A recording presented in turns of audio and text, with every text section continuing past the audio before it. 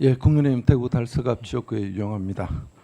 먼저 후보자로 지명되신 걸 축하드리겠습니다. 다만 국민들께서 후보자가 과연 국정원장으로서 적격자에 대한 많은 우려가 있다는 걸 알고 계실 것입니다. 그 우려는 다름이 아닌 후보자가 지금까지 학자로서의 강연 또 언론 기고를 통해서 여러 말씀을 하셨어요. 거기에 대해서 여러 국민들 우려가 있다는 것을 일단 깊이 생각해 주시고 학자의 소신보다는 국정원장의 소명이 저는 더 앞서다고 봅니다. 질의드리겠습니다. 우리 군은 대한민국의 주적은 대한민국의 국가안보를 가장 위협하는 적은 북한이다. 이런 의미로 주적을 사용했습니다. 주적이라는 용어를. 후보자께서 제가 서면 질의에 답하는 거 봤습니다. 자, 대한민국 안보를 가장 위협하는 세력은 북한이라고 답변하셨죠. 네, 그렇습니다. 자, 그런 의미에서 주적이란 군이 쓴 용어를 원장 후보자께서 대한민국의 주적이 북한이라 쓰는데 어려움이 있습니까? 예, 주적 문제에 대해서는 잠깐만요. 네. 어려움이 있습니까? 없습니까? 그냥 후보자께서 서면 답변을 제가 다 받아봤거든요. 네, 어려움이 있습니다. 좋습니다. 네. 국정원장은 대한민국 안보의 최첨단에 서고 있습니다. 외교관이 아닙니다. 다음 질문 드리겠습니다. 의원님, 제가 잠깐 하나 아니요, 제가 일괄적으로 질문 드리고 네, 네. 답변 기회 드리도록 하겠습니다. 예. 지난 11월 입장문에서 후보자께서 젊은 시절부터 단 한 번도 북한에 정통성이 있다는 식의 발언을 하거나 논문을 작성한 적이 없다 이렇게 답변하신 거 맞습니까? 네.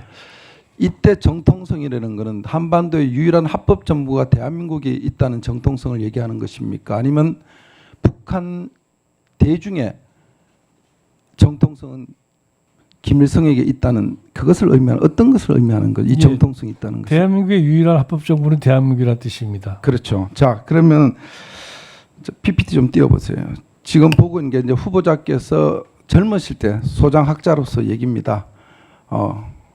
아마 후보자가 보시면 기억을 하실 겁니다. 저렇게 말씀을 하셨고요. 그리고 다음 화면 또 볼까요? 다음 PPT 보면은 다음 PPT 자. 김일성은 최초로 대외적으로 자주성을 선언하고 주체 확립에 기치를 내진 지도자였다. 이렇게 얘기를 하셨어요. 자, 이래서 김일성은 북한 대중으로부터 인민으로부터 정통을 갖고 있다. 이렇게 말씀하신 것 같은데 이어서 보겠습니다. 그 다음 PPT. 자, 질문 드리겠습니다. 당시 김일성은 일반 민중에게 공산당의 영혼이나 민족의 영혼으로 부각되어 있었다. 여기서 말하는 일반 민중은 북한의 민중을 말합니까? 아니면 대한민국 민중까지 포함되는 민중입니까? 의원님, 저건 아마 제가 1937년도에 그 당시에 그 동아일보 제가 질문을 드리셨습니다. 지금이 아닙니다. 그러니까 1937년 일제 때 얘기를 갖다가 갖고 오신 겁니다. 저 얘기는. 그렇습니까? 예. 그때 당시는 일제 때, 그러니까 일제 강점기 때 보천보전투 하고 그때 얘기입니다. 예. 넘어가겠습니다. 자, 다음 PPT를 좀 보죠. 김정은 PPT를 좀 넘겨주세요. 북한 주민의 입장에서 김정은 정권은 정통성을 인정받고 있다. 이렇게 인터뷰하신 거 기억나십니까? 네, 그렇습니다. 저기의 정통성은 김일성이 아까 말한 대로 후보자가 얘기하셨던 대로 북한 대중의 정통성을 갖고 있기 때문에 그 정통성을 이어받은 정통성으로 이해도 되겠습니까? 그렇습니까? 뭐 혈통적인 것도 있다고 생각합니다. 아니, 지금 저 정통성이 혈통의 정통성을 얘기하는 것입니까? 아니면 김일성이 북한 대중으로부터 정통성을 갖고 있기 때문에 그 손자인 김정은도 그런 정통성을 갖고 있다 이렇게 얘기하신 겁니다. 어떤 것입니까? 저는 김정은이 북한 사회에서 통치를 통해 가지고 북한 주민들한테 어느 정도 인정받고 있다는 뜻으로 이렇게 쓴 겁니다. 자, 단도직도 묻겠습니다. 자, 김정은이 지금 우리 국민의 보편적인 상식으로 볼 때 독재자라고 볼 수 있습니까? 없습니까? 독재자입니다. 그렇죠. 자, 시간이 없어서 제가 오후에 질문 드리고 북핵 문제에 조금 짚어드리겠습니다. 자, 후보자께 좀 걱정되는 게 혹시 국정원장이 되시면은 통일부랑 부딪힐 수 있다. 아니면 통일부 그립을 세게 잡아서 통일부 역할과 충돌됐을 때 우려도 있다는 것 일각이 있습니다.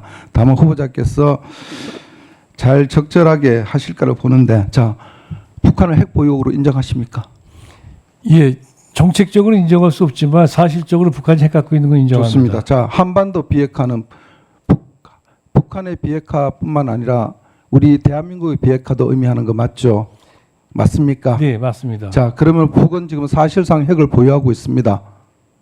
그렇게 인정하시지 네. 않습니까? 네. 자, 그럼 한반도 비핵화는 깨졌죠? 맞습니까? 정책적으로 깨지지 않았습니다. 사실적으로 깨진 거 예. 맞지 않습니까? 말을 그렇게 적혀. 아니 현란하게 정책과 현실 사이 현실이 지금 북한이 핵 보유국은 현실적으로 인정한다고 얘기하지 않았습니까? 그죠?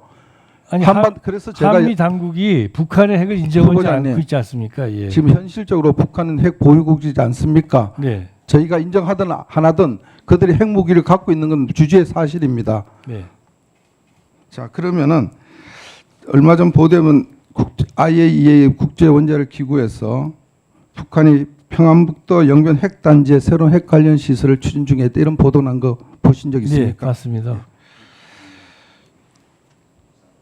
지금 보면은 북한은 끊임없이 핵 개발을 하고 있었어요. 어떤 이유를 대든 간에.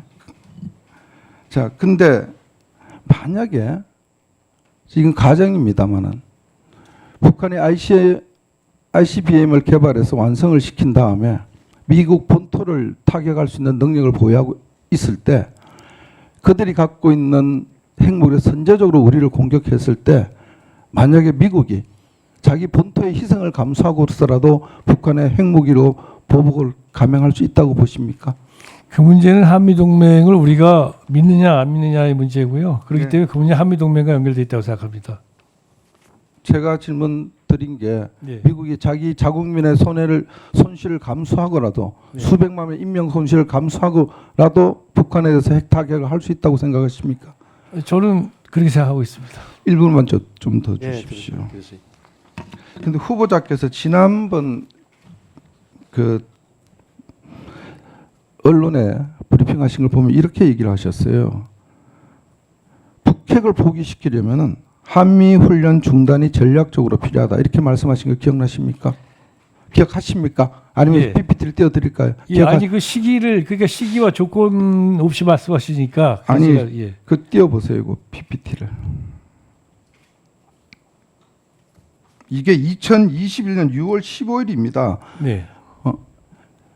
6.15 공동선언 21주년 특별 자담에서 북핵을 포기시키려면 한미 훈련 중단 같은 전략적 결단이 필요하다, 이렇게 얘기했거든요. 자, 한미 훈련 중단이 되면은 북한이 지금 보유하고 있는 핵무기를 다 폐기한다고 장담하십니까? 지금 북핵 포기라는 거는 앞으로 개발도 해서는 안 되지만 기존에 개발된 무기도 폐기되는 게 포함되는 거 아니겠습니까? 그렇죠? 그렇습니다. 예. 자, 한미 훈련이 중단되면 지금 북에 갖고 있는 김정은이가 자기가 갖고 있는 핵무기를 포기한다고 폐기한다고 그렇게 믿고 있습니까? 뭐 답변드려도 되겠습니까 이제? 예. 존경하는 유영아 의원님 그 질의에 답변 드리겠습니다. 예, 제가 저런 얘기를 한 거는 북한 핵 포기를 위해서는 우리가 어떤 값비싼 대가라도 치러야 된다는 뜻으로 말씀드린 거고, 북한이 만약에 포기를 안 한다면 우리가 우리 조건을 그걸 갖다가 포기할 이유가 없다고 생각하고요. 한 가지만 더 말씀드리면 주적과 관련해서는 윤석열 정부에서도 국방부에서 군대 군에서도 주적이라는 표현을 쓰지 않고 우리 군의